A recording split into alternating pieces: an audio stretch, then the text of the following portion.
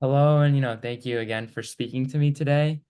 And I guess my first question would be, what does cultural preservation look like during wartime? Well, for me, it has to start before wartime, which is actually, I think, one of the most important factors because a lot of the efforts that will result in success during wartime must be put in place before. Mhm. So you need people who are well trained to protect cultural property, and you can't just sort of develop that when there's a war, and not quickly anyway. You Mhm. need measures in place that will counter fire or structural collapse, and you need all the resources to do that. So we see in Ukraine at the moment, for example, they spent the first year of the fighting shipping in materials from all around the world, well, all around Europe, to protect their monuments, their churches, boarding up the windows, wrapping the objects, trying to evacuate them. And the whole of that first year was just trying to get the resources together to actually put all that in place. So I think it involves both protective measures for structures, training for the heritage professionals in how to put those into place, what to do, prioritization. I think it's vital to have good inventories of what your cultural property is, and that's both immovable objects, because it's hard to protect something you don't know where it is, and also the movable things, Mhm. partly in case they get looted, partly in case you need to move them. It's much easier to check you've done it properly if you know what you've got.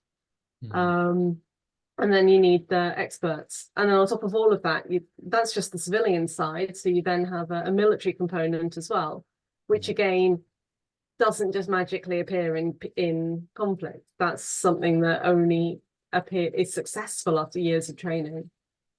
Yeah, so could you talk a little bit more about that military side and what that training looks like and when a war does happen, what are like the rules regarding the Sure. heritage?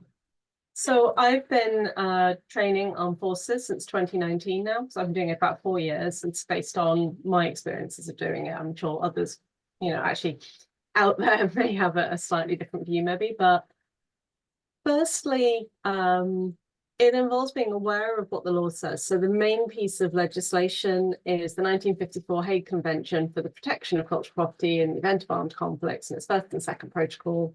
So catchy, which is signed by about two-thirds of the world, and actually pretty much most of the largest states. So those that haven't signed it are actually a lot of the really small island nations. Interesting. So that requires armed forces to respect cultural property, which includes not destroying it or attacking it or taking it into use in a way that will cause it to be damaged unless there's military need, Mhm. which is called the military necessity principle. They must prohibit, prevent looting and pillage, which there's some legal debate about whether that refers to only their own forces or whether that's a wider obligation, like to prevent civilian looting, for example. Certainly, if they're in control of the area, so not during fighting, but like in a situation of occupation, it's a wider civilian obligation. And then no acquiring cultural property, no requisitioning it, and no reprisals. Mhm. And then within that, there are levels of protection. So the special protection, which is cultural property of a higher level of importance, can be placed under special protection by civilian authorities and state party committee. And that can only be taken into use by a divisional commander. And like for scale, there were like 90 divisional commanders on the entirety of the Western Front. Right? So you've got like 90 people that could authorize taking a site like that into use. And Yeah. if it's taken into use, then it becomes subject to the normal rules of military necessity. Mhm. So if you need to use it, you can. And if they then need to attack it, it's legal. Mhm. But then above that, you have enhanced protection. And that may never be taken into use. And if somebody who doesn't care about international law, we know those actors are out there, if they take it into use, then you may still act against them, but that has to be authorized by the force commander himself or herself. It's like the highest operational level of command. And there's a very high threshold of what necessary action will look like at that point. Mhm.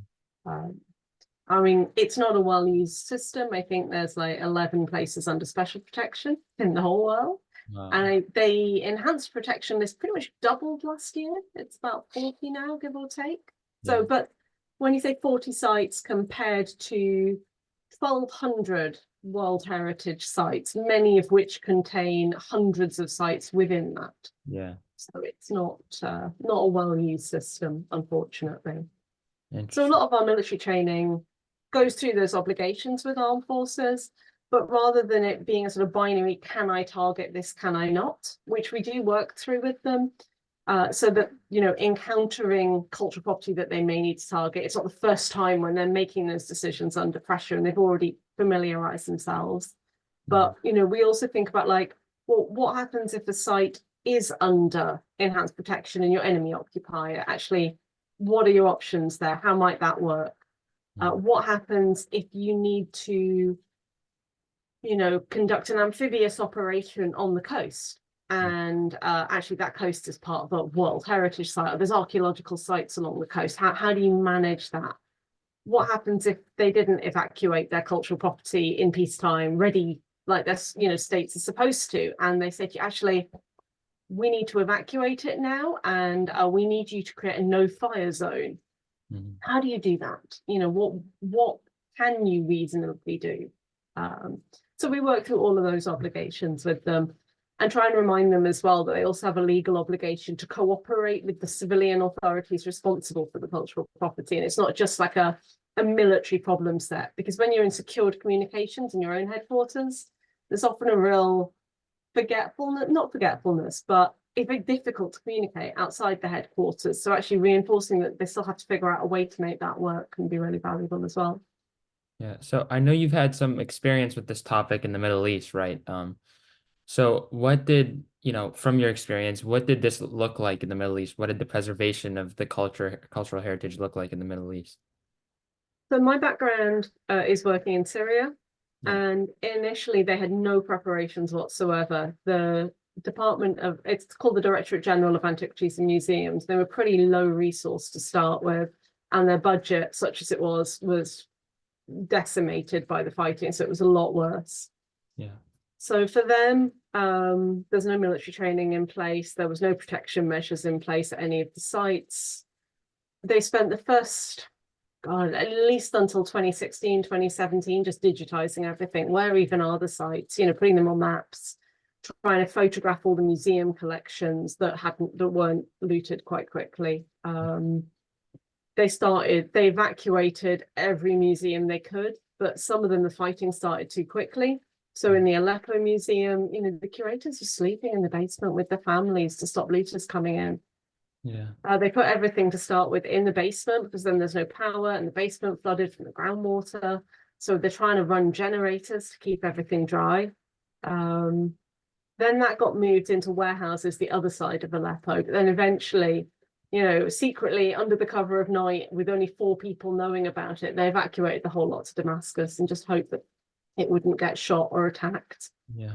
They put a lot of things into storage, which was just kind of secretly bricked up, which is what they did in Aleppo, which was not Aleppo, Lebanon in the National Museum.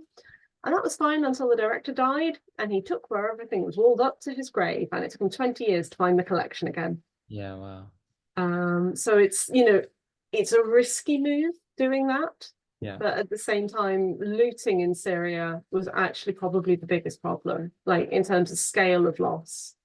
I Mhm. mean, a lot of sites were badly damaged by, you know, shelling, for sure. But at least they kind of knew what those buildings were, and maybe they'll get some money to rebuild them. Looting's just absolutely decimated the sites. Quite a few museums were targeted. All of the dig houses on the archaeological sites as well, they all went. It was pretty devastating. So you talked about how a lot of these places in the Middle East, but I'm sure also all around the world didn't have a system in place for protecting this cultural heritage. So moving a little bit, to this taking a step back and looking at the UN, right, and international organizations, NGOs, things like that. What role do they play in the protection of cultural heritage? So, I mean, I don't know, maybe if you can comment about the UN and then, NGOs. Yeah. Um, How ironic, I'm teaching on this next week. Okay, so well prepared for my lecture slides. So the UN itself obviously has a number of specialist bodies, all of which have a different role to play. So it's made up of 6 principal organizations, of which only 3 are relevant. There's the Secretariat, which obviously handles a lot of the day-to-day business. It has the UN Security Council. So they issue resolutions which all states are supposed to abide by, and several of those condemn the destruction of cultural property and call on states to take measures to protect it, either, sign the Hague Convention, prevent looting. Most of them are linked to looting through terrorist financing as the big problem. There's only one really that focuses on actually protecting cultural property. But the fact it exists at all and has the unanimity needed from the Security Council is pretty amazing. But all of its obligations are, we urge states to do this. We suggest, we recommend, like there's nothing obligatory because it can't be enforced. Of course. But it acts as an international norm that has the agreement of the whole council behind it. So it's already valuable in that sense. There's the International Court of Justice, which has previously issued advisory opinions on cultural heritage. I think, I want to say in Cambodia, might be Rwanda, I'd have to look. But so they will issue like legal rulings. And then mostly though what it has is different expert bodies that sit in different areas. So there's the the UN High Commission of Human Rights. They're looking at cultural destruction as cultural rights, and they've done a lot of research in that area, trying to support communities. There's the UNESCO, which exists as a specialized body. And so they are supposed to advise the UN on educational, cultural, and scientific matters. So UNESCO does the bulk of the work in that area. Not so much for conflict, but obviously there's the UN Disaster Risk Reduction Agency, and there's a few others that have elements that touch on cultural property, but really it's UNESCO and some UN peacekeepers that are the 2 big ones.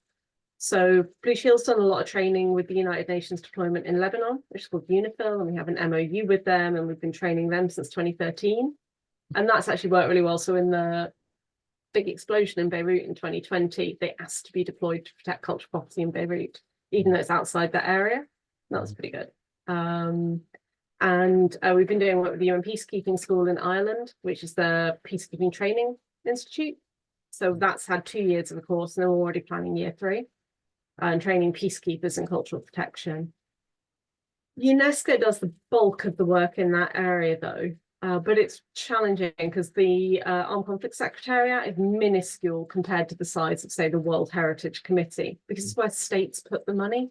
So World Heritage gets lots of attention, lots of interest, lots of money, and it's not, relatively speaking, politically contentious, except for the World Heritage in Danger List.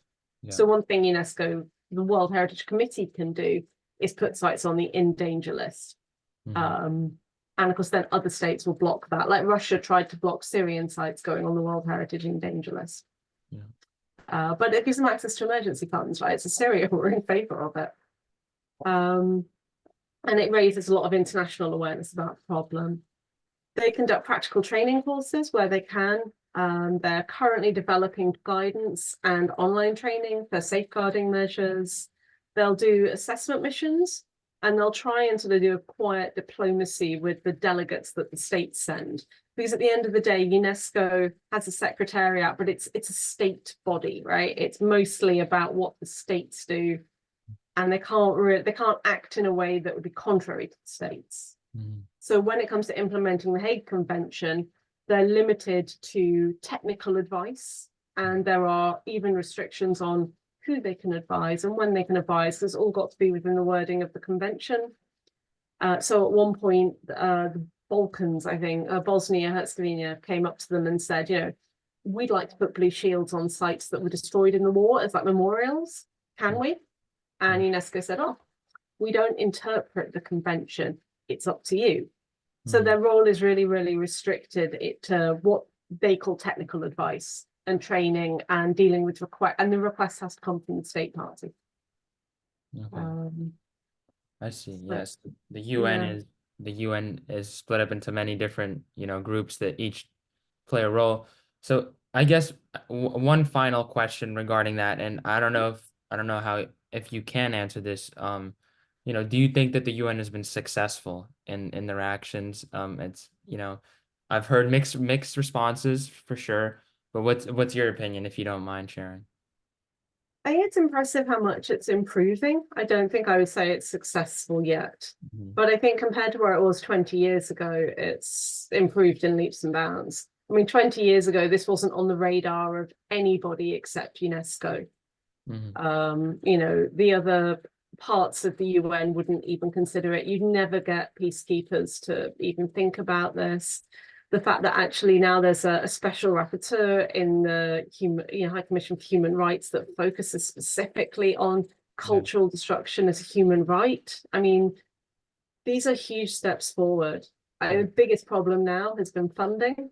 So the fact that the USA has rejoined, because when the US and Israel left, UNESCO lost like a third of its funding in one go. Yeah. So all the programs got cut, the staff got cut.